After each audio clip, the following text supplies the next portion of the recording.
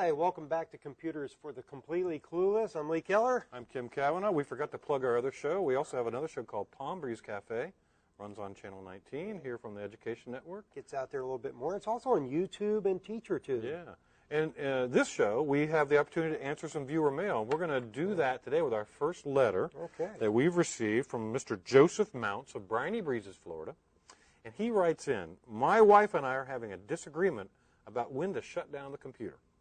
I say we should turn it off every day, and she prefers to leave it on all the time. Which one of us is right? It's a trick question, isn't it? It is a trick question because, Joseph, obviously, your wife is always right. Yes. So we'll settle that right up front. And it is a question that kind of tends to be a debate.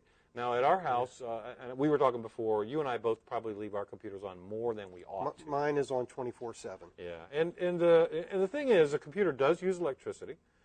It is like leaving on a 25-watt light bulb. Doesn't use a lot of electricity. No, it's very little. But you're leaving it on all the time. But what's the biggest problem with leaving it on all the time? Well, we live in Florida, so lightning, power surges, power outages. Yeah, in the summertime, I try to remember to turn mine off when I know I'm going to be gone for the day. Turning it off overnight, also a good idea. Sometimes there's power spikes. Never bother. Okay. But, you know, there's a lot of philosophy on both sides. Now, one of the reasons I don't like to turn my computer off is because then you got to turn it back on, and it takes forever to boot up. Oh, that's right. You use a Windows computer. Yes, I do. I use a Macintosh, and that's not as big a deal for me. Not as long. Of course, can't do as much. Yeah, sure, you say so. But the other thing is that your computer really needs to restart occasionally. It does. It needs to restart whenever you get an update from either Microsoft or Apple.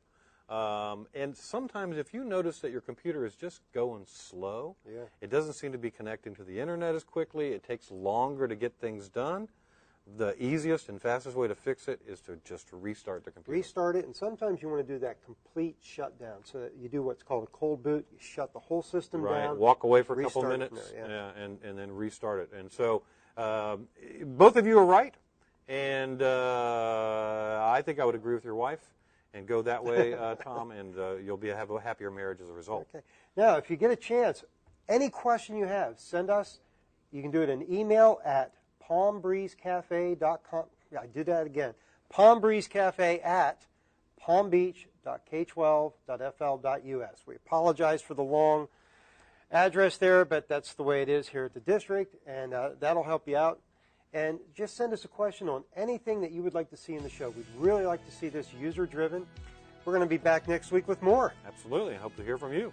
Okay, we'll be right back next week on Computers for the Completely Clueless.